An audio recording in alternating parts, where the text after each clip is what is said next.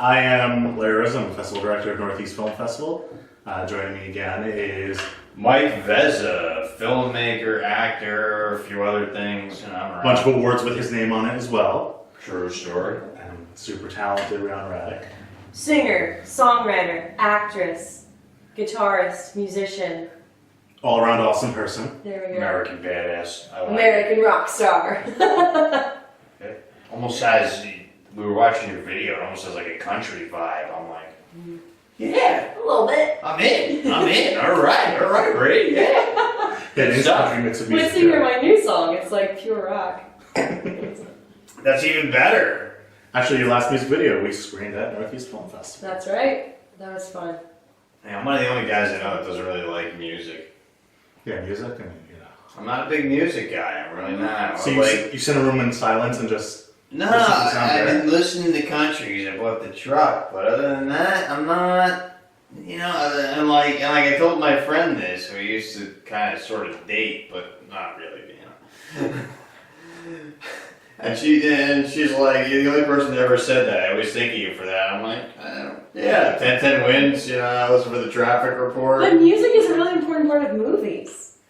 And I was just gonna say, most music references I'm very familiar with have something to do with either movies or 80s metal. Mm-hmm. So yeah, that's very true. Like if you have something Disagree. like the Marvel movie Guardians of the Galaxy, it's a great movie, but the music makes it the next level as well. It's 80s. That's straight up my decade. I'm just saying. 80s? 80s. So yeah, like born in Footloose, 82. Flashdance. Okay. See all those movies, Dirty I was Dancing, thinking, good yeah, movies the with the music music. enhances the movie. Exactly. So you need to work on that. Yeah, I mean the proper soundtrack. Howard moves the it Duck. along. Howard the Duck filled with music. Yes, there's music. Revolves around the booming Cleveland music scene. Because if I had somewhere else to be, would I be in Cleveland? It's a line from the movie. No. I haven't seen it in a long time. Wow. I remember this line still from when I was 3. The Police Academy. But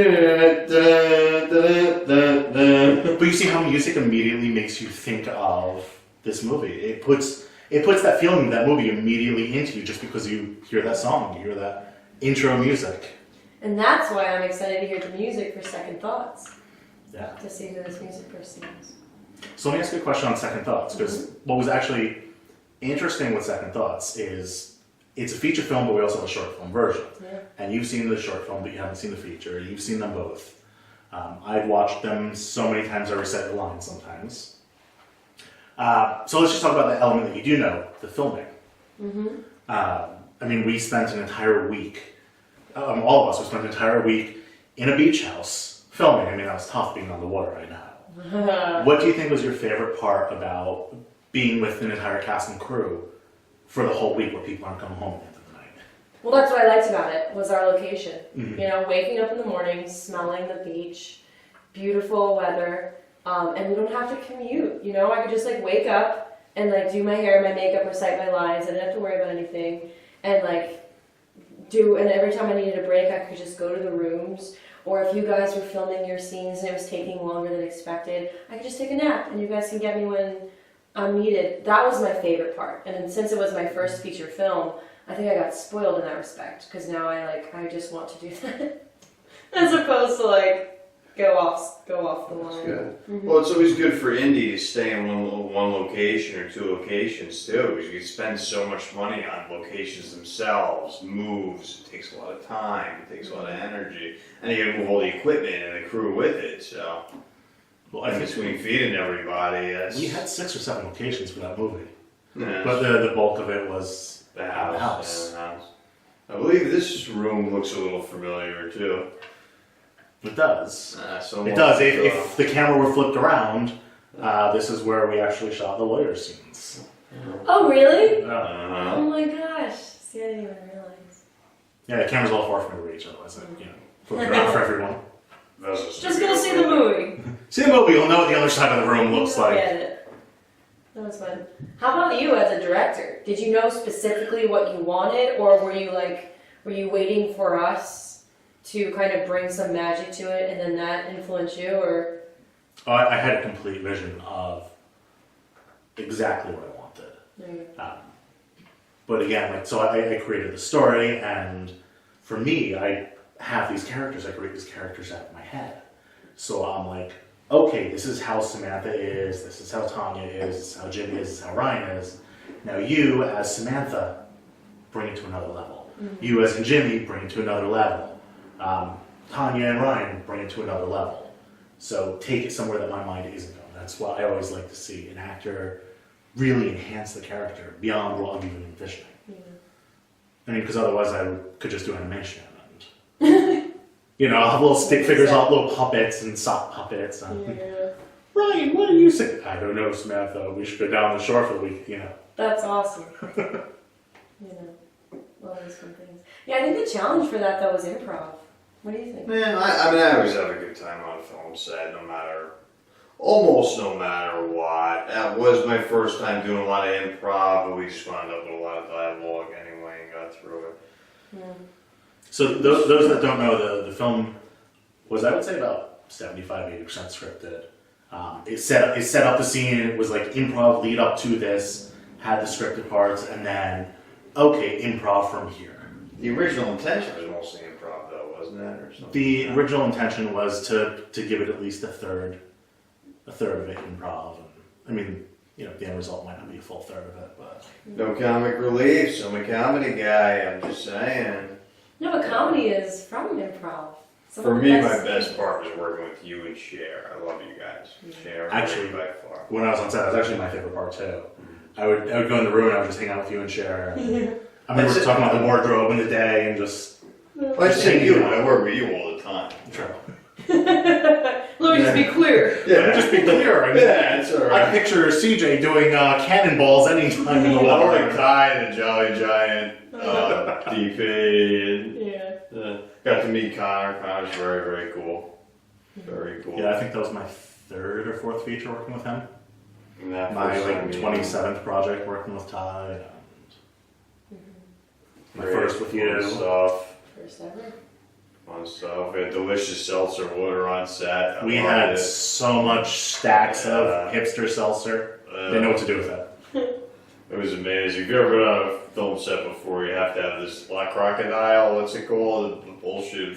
Croc. I think it's called a crew. Like Crocs? I don't know. Crocs, whatever. It's colorful. delicious. Yeah. It's delicious. We were trying it. We were doing auditions for another one of Larry's projects the other day, and I was like, Oh yeah. I found a good one too. It was key lime pie. Key lime pie. Water? And crocodile seltzer. What? Really? Yeah, there's no joke. Oh my gosh. It was delicious. Crocodile Seltzer. We're looking for sponsorship. Let us know. Yeah. That's funny. I'm trying to remember if like how the food was. It was every catered, mostly barbecue. Every lunch was barbecue. It's barbecue, that's right. Yeah. Barbecue. Vegan options and mostly burgers. Few hot dogs, mostly burgers. Yeah, I mean, I know that we ate well every day. I just don't remember what we had other than the barbecue lunch. I remember. Quick check. This one's gonna be a fun one. I Yeah, quick remember we check. had Oh, wow. burgers. Did we have burgers every day? Burgers or hot dogs? And I was this one day. I think I skipped breakfast. I don't remember, but I was dying for a burger. I just wanted to just warp down this burger, and then right after lunch, we were gonna do like a bikini scene or something, and I was like, crap.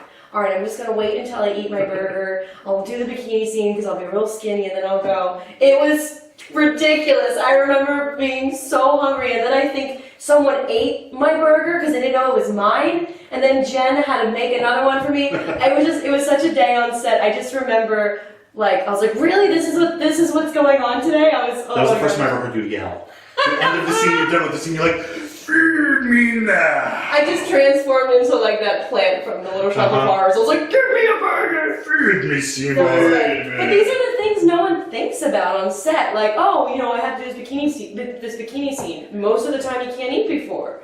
But then afterwards, it's like, I'm going to turn into it. You're like, I'm wearing a full park after. Isn't it that much difference if you eat before you do a video? Because then you get bloated. Yeah, because you can't really show off your six pack because your stomach's digesting a whole burger. And carbs, it's a bunch of stuff. I just remember that. I remember I being didn't like, shave my six pack for this one, so I didn't have to. It was covered up by mod hair. I don't know. I personally like hearing behind the scenes stories like that. Nothing like a wild animal. Like 40-year-old Like virgin. perhaps a bear. 40-year-old virgin style. Kelly Clarkson. Yeah, I remember we're at the store actually doing We prop tried doing shopping. like a skit on that. Doing prop shopping, and he saw like the full bear costume. And he goes, Oh, that's right. I bought a bear costume. That's right. I Yeah. forgot about that. There's like a bear onesie. I still have it. I bought a bear costume. It's delightful. "We're at the store." He asks me, he goes, "Should I buy it? Do I need it?" I was like, "I don't know." We went back I was for like, "I it. don't know why." He goes, "You're right. We need it for the set." We went back for No. it. And I looked for the seltzer water. I looked for the water. And I found Okay. some tasty other flavored seltzer. Besides key lime pie. The key lime pie is freaking so good. So, second thoughts. We premiered that in May. I know we screened it again. We have a screening in Vegas at the end of July. We have a screening in Cleveland August 10th, where we won Best Romantic Drama Feature. And we're up for other awards from what I hear, or at least eligible for them. And then we're screening again at the start of September, which is very cool. It's a fun run. So since it was your first feature, because you've seen the short, you haven't seen the feature, what's it like seeing yourself, knowing, oh, this is me, this is what I created? Oh, it's the worst. I hate it. I hate watching myself because all I do is nitpick. I'm not a fan of me in it. Yeah. I'm looking at myself like that. Really? Like, look at my delivery. Why? Yeah. Why? Yeah. The fortunate thing about screen versus stage is you just blame an editor. You're like, what'd this guy do? That's true. Like, why? No, wait, why'd you go with that one? I remember doing that a lot better. Yeah. Lies. I'm a much better actor than that. Lies. I'm good. I'm glad it's not just me. I don't understand. So I'm the only one here. I watch this and go, yeah.